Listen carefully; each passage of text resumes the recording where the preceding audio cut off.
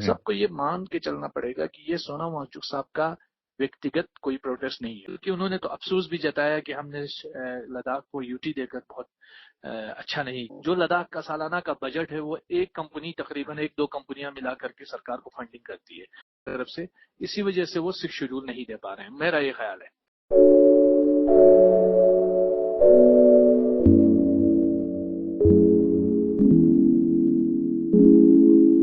सलाम अलैकुम सर। वालेकुम सलाम मोहतरम, ठीक हैं आप? खैरियत से? अल्हम्दुलिल्लाह सर, अल्हम्दुलिल्लाह। अच्छा आपका एक बार फिर से शुक्रिया अदा करना चाहता हूँ सर कि आपने फिर से हमें वक्त दी सर। जी, आपका भी बहुत बहुत शुक्रिया। तो सबसे पहला मेरा सवाल, कुछ सवालात मैं लेकर आया हूँ सर, और आप यकीन जाने ये सिर्फ मेरे ही सवालात नहीं है, काफी मतलब मेरे दोस्तों में भी काफी सारों का ये सवाल है, तो मुझे लगा, हम सबको लगा कि आपसे ये सवालात करने चाहिए। तो सबसे पहला मेरा सवाल आज का ये है सर कि जो 6 रुकनी कमेटी का मीटिंग हुआ सेंटर में, और सेंटर ने हमारे डिमांड्स को पूरा करने से मना किया, सर क्या आप बता सकते हैं कि हमारे डिमांड्स को क्यों रद्द किया? सबसे पहले आपका बहुत बहुत शुक्रिया। आपको मालूम है कि मार्च के 4 तारीख को जो हमारी मीटिंग हुई एमएचए के अंदर, जो सब कमेटी की दूसरी मीटिंग थी, उसमें मीटिंग में सबसे पहले तो जॉब से रिलेटेड इश्यूज पे हमारी बात हुई। एपेक्स बॉडी और केडीए की तरफ से स्ट्रांगली जो लद्दाख के रिजर्वेशन, जॉब सेफगार्ड्स को लेकर के बहुत शिद्दत के साथ अपने पॉइंट्स को रखा गया। बाद में इन प्रिंसिपल जो एमएचए की तरफ से 80% रिजर्वेशन जो हमारा, हमने इनसे कहा था 80% रिजर्वेशन, तो 80 से 85% रिजर्वेशन के लिए एमएचए जो है वो इन प्रिंसिपल एग्री हो गई है।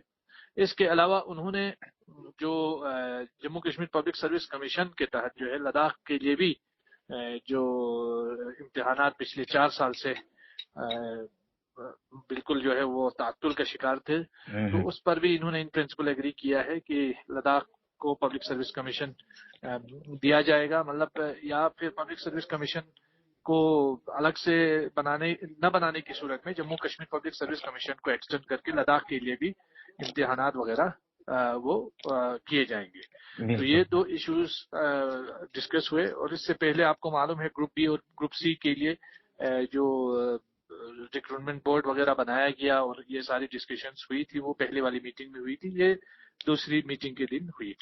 उसके बाद बात आके रुकी हमारे स्टेट टू 6 शेड्यूल के इशू पर, जिस पर हम आगे नहीं बढ़ पाए। फिर एमएचए के जो ऑफिशियल्स हैं उन्होंने फैसला किया कि हम अमित शाह साहब से मिलें, और यूनियन होम मिनिस्टर से हम मुलाकात के लिए उनके घर गए।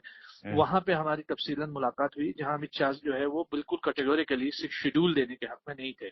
अच्छा और स्टेटहुड पर बात करने के लिए भी वो तैयार नहीं थे, बल्कि उन्होंने तो अफसोस भी जताया कि हमने लद्दाख को यूटी देकर बहुत अच्छा नहीं किया। मतलब जिस हिसाब का माहौल है उस हिसाब से हमें लगता है कि हमारा जो डिसीजन था लद्दाख को यूटी देने का वो सही नहीं था।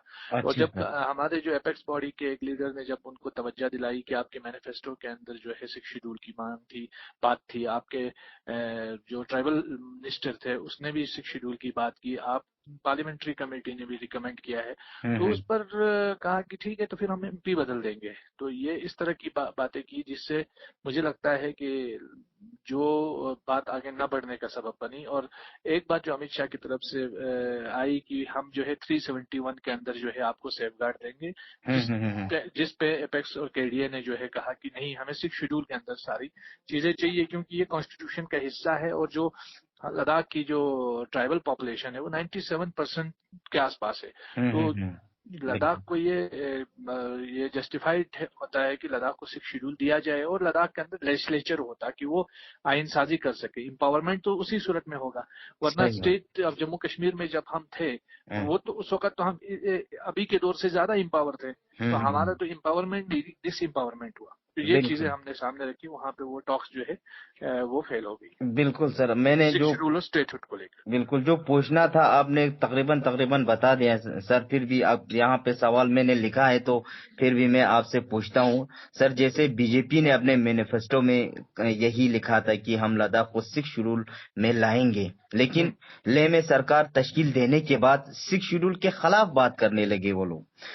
सर क्या लगता है आपको कि अगर मरकजी सरकार हमारे मांगों को पूरा करेगा और 6 शेड्यूल अगर लद्दाख को देंगे तो सरकार का क्या नुकसान होगा इसमें? अभी आपने देखा होगा कल जो इलेक्टोरल बॉन्ड्स इतने सारा चीजें भांडा फोड़ दिया सुप्रीम कोर्ट के जजमेंट के बाद, उसमें पता चला कि कितने बड़ी बड़ी कंपनियां जो है सरकार को कितना फंड करती हैं। जो लद्दाख का सालाना का बजट है वो एक कंपनी तकरीबन एक दो कंपनियां मिला करके सरकार को फंडिंग करती है। जाहिर सी बात है जो कंपनियां फंडिंग करती है उनका इन्फ्लुएंस भी सरकार के ऊपर होगा।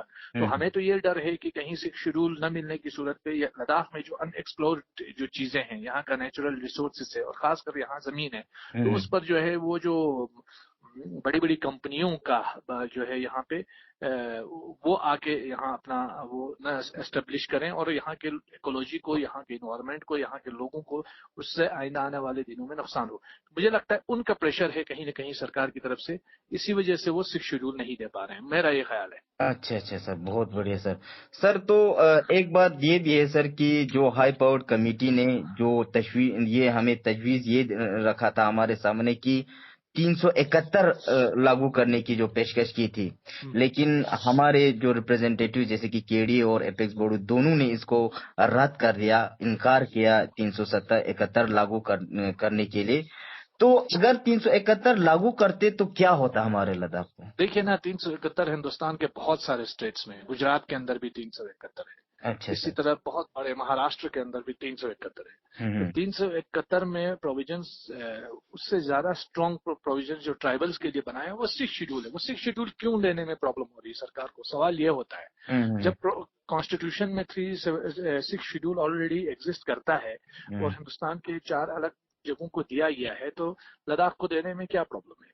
तो सवाल तो वहां फंसता है ना। 370 तो सरकार का प्रपोजल है। हम तो चाहते हैं कि सरकार को क्या प्रॉब्लम है कि लद्दाख के लोगों के एस्पिरेशंस उनकी मर्जी के मुताबिक हल हो। कोई अनकॉन्स्टिट्यूशनल चीज तो लद्दाख के लोग डिमांड नहीं कर रहे हैं। बिल्कुल बिल्कुल। अच्छा अच्छा अच्छा सर, एजिटेशन पर आते हैं सर। जैसे कि हम सबको मालूम है कि सोनम वांगचुक सर ने हंगर स्ट्राइक किया है और ये स्ट्राइक अभी जारी है, और लद्दाखियों के साथ साथ हिंदुस्तान के दूसरे खत्तों से भी सर को काफी सपोर्ट मिल रहे हैं। लेकिन लद्दाख के एजिटेशन को लीड करने वाले सबसे पहला तो एकेडीए और उसके बाद एपेक्स बॉडी ले हैं। सर आज शायद आप लोगों की मीटिंग भी हुई है इसी एजिटेशन के बारे में।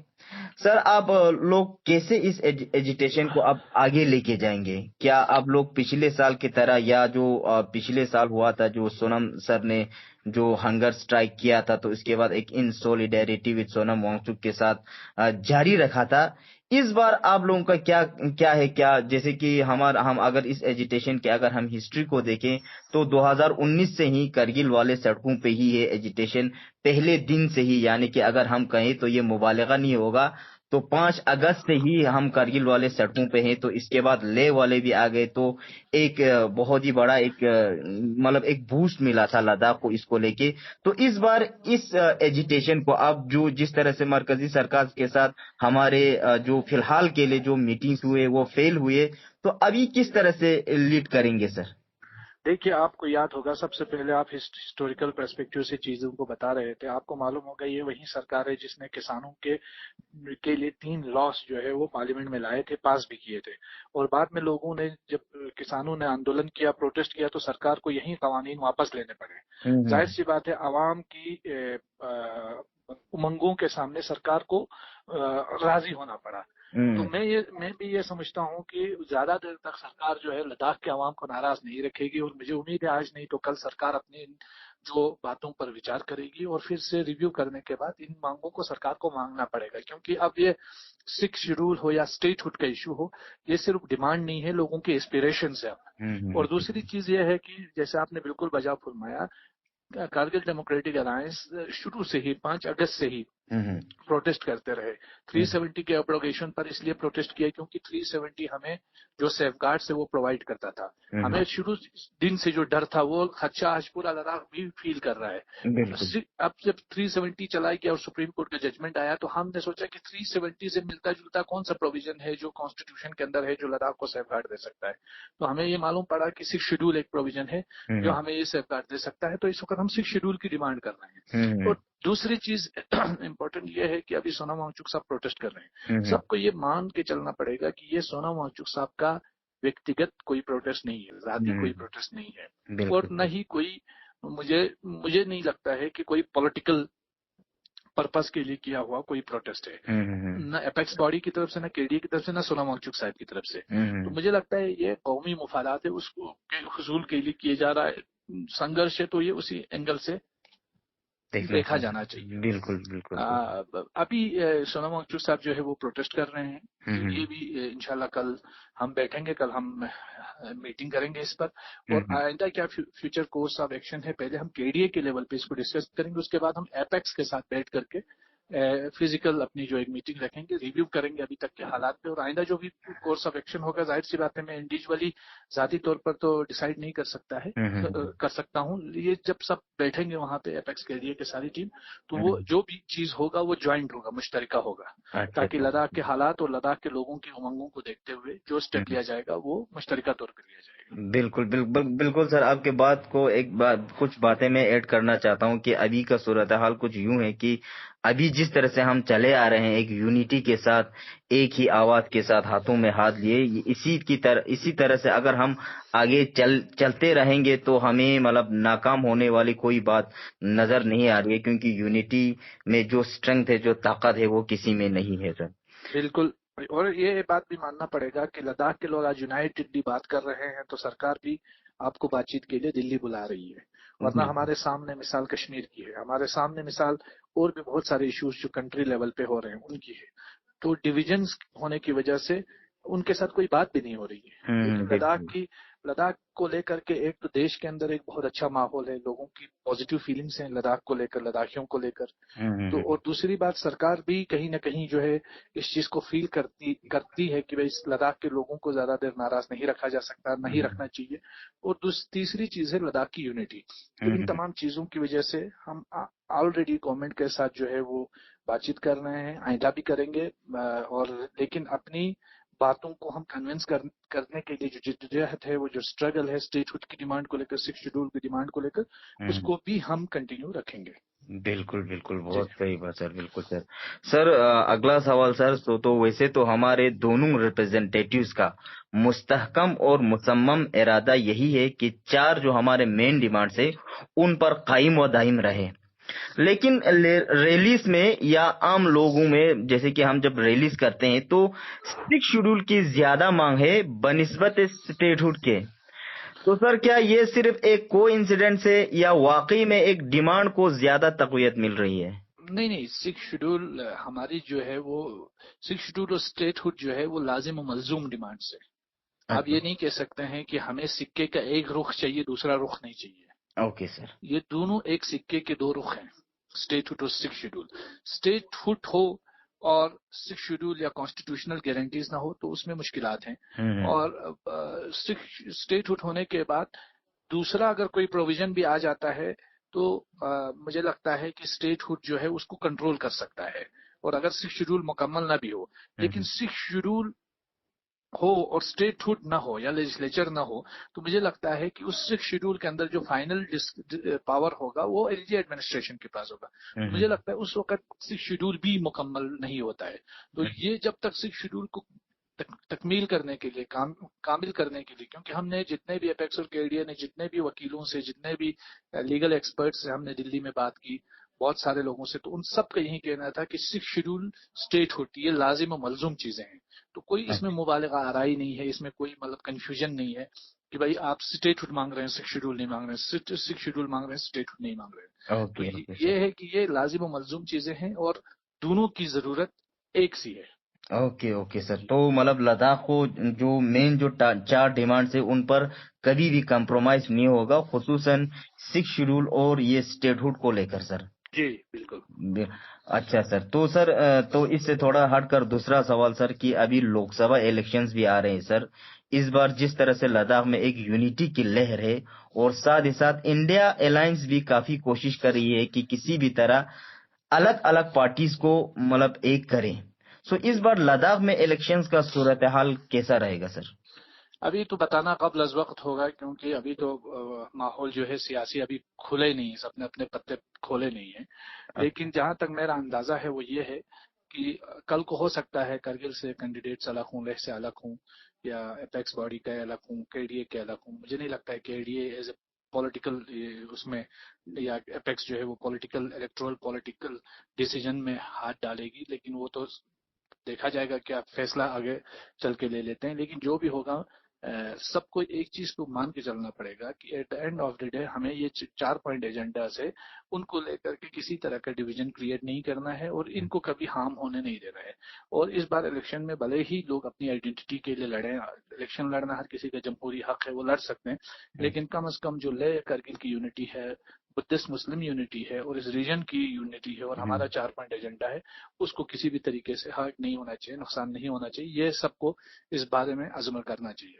अच्छा सर, ये एक इसी से ही एक सवाल निकल के आता है सर। अभी तो हार्डली 2 महीने ही बचा है इलेक्शन के लिए, तो ये अभी तक डिसीजन नहीं लेना, अभी तक डायलॉग्स नहीं होना, अभी तक जितने भी रीजनल पार्टी से या इदारे से हमारे जो करगिल के बारे में बात करें तो अभी तक डायलॉग नहीं होना, तो बाद में ये काफी देर नहीं होगा इसमें? तो एक हड़बड़ाहट में जिस तरह से 2019 में हमें दिखाई दिया था, इसी तरह से ही मतलब ये डिफर करते ही रहे थे, मीटिंग्स पे मीटिंग्स हुए थे, जब आखिरी में लास्ट में कुछ ही दिनों बाकी बचे थे तो हड़बड़ाहट में बहुत कुछ मतलब हुआ था।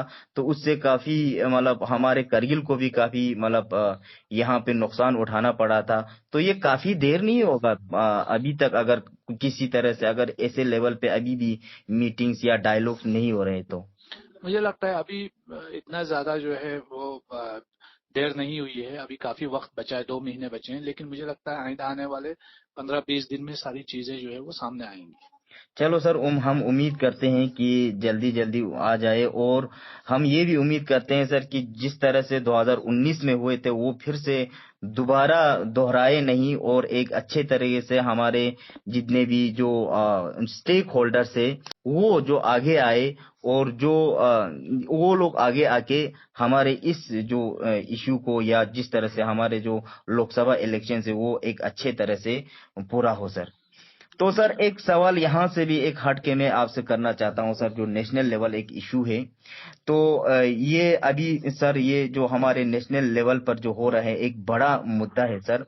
तो आपकी मैं यहाँ पे राय लेना चाहता हूँ सर कि बीजेपी सरकार ने हालिया दिनों में सीएए यानी सिटीजन अमेंडमेंट एक्ट को लागू किया है, जिस पर खुसूसन मुसलमान तबकों में काफी खदशात दिखाई दे रहा है, और बहुत सारे इदारों का या पार्टीज का भी यही कहना है कि एक ड्रैकोनियन लॉ है, और साथ ही साथ ये एक इस्लामोफोबिक लॉ भी है।